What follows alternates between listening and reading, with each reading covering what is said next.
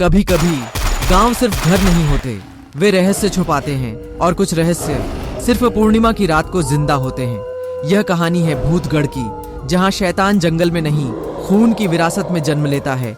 खूनी वापसी। कबीर रायचंद को शहर में एक तार मिलता है, आर्यन लापता है, तुरंत वापस आओ।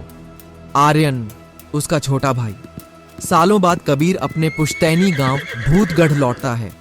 यह वह जगह थी जहां दिन में भी सूरज डरकर निकलता था। रायचंद हवेली पहुंचते ही कबीर को जो सच्चाई पता चलती है वह उसकी आत्मा को हिला देती है। आर्यन मर चुका था, उसकी लाश जैसे किसी जंगली जानवर ने बुरी तरह चीर फाड़ दी हो।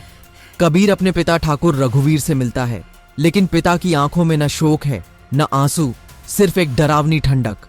वहीं कबीर की मुलाकात होती है संजना से, आर्यन की मंगेतर, जो अंदर से पूरी तरह टूट चुकी थी। जंगल का साया। सच जानने के लिए कबीर गांव की बंजारा बस्ती जाता है। गांव वाले कांपते हुए कहते हैं, यह किसी इंसान का काम नहीं, यह श्रापित जानवर है। उसी रात पूर्णिमा होती है।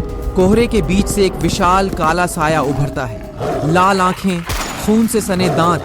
वह अचानक हमला करता है। कबीर लड़ने की कोशिश करता है, लेकिन वह जानवर कबीर के कंधे में अपने दांत गड़ा देता है। गांव वाले मशालों से उसे भगा देते हैं। कबीर बच तो जाता है, लेकिन वह नहीं जानता उस रात वह इंसान नहीं रहा। पहला बदलाव। अगली सुबह घाव असंभव गति से भर चुका होता है। इंस्पेक्टर राठौड़ गांव आता है और कबीर पर शक करने लगता है। फिर आती है अगली पूर्णिमा। रात के अंधेरे में कबीर का शरीर टूटने लगता है, हड्डियां चटकती हैं, नाखून बढ़ जाते हैं, घने बाल उग आते हैं।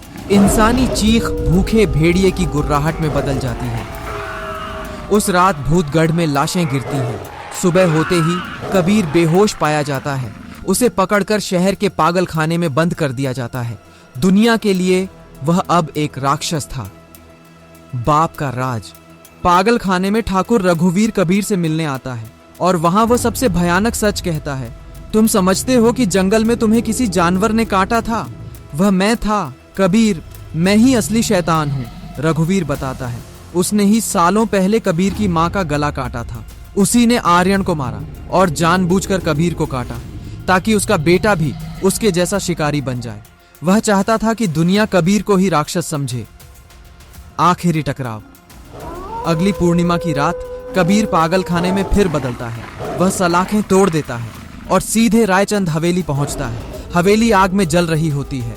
दो खूंखार भेड़िए, बाप और बेटा, एक दूसरे पर टूट पड़ते हैं। उनकी लड़ाई से हवेली की दीवारें कांप उठती हैं। अंत में कबीर अपने पिता को जलती हुई आग में धकेल देता है। ठाकुर रघुवीर का अंत हो जाता है। संजना का फैसला। लेकिन कबीर अब भी जानवर है। वह गुस्से में संजना की ओर बढ़ता है। वह उसे पहचान नहीं पाता। संजना के हाथ में ठाकुर की पुरानी रिवॉल्वर होती है, जिसमें भरी होती है चांदी की गोली। आंसुओं के साथ वह ट्रिगर दबा देती है। गोली लगते ही कबीर जमीन पर गिर पड़ता है। उसका चेहरा फिर से इंसान का हो जाता है। संजना उसे अपनी गोद में लेती है। कबीर आखिरी सांस लेते हुए कहता है, अब मैं आजाद हूं। समापन। भूतगढ़ शांत हो जाता है, लेकिन गांव वाले जानते हैं शैतान मर सकता है, पर उसका श्राप जिंदा रहता है। अगर आप चाहते हैं भूतगढ़ की दुनिया की और कहानियां, तो वीडियो को लाइक करें, चैनल को सब्सक्राइब करें, क्योंकि अगला शैतान शायद अभी भी जिंदा हो।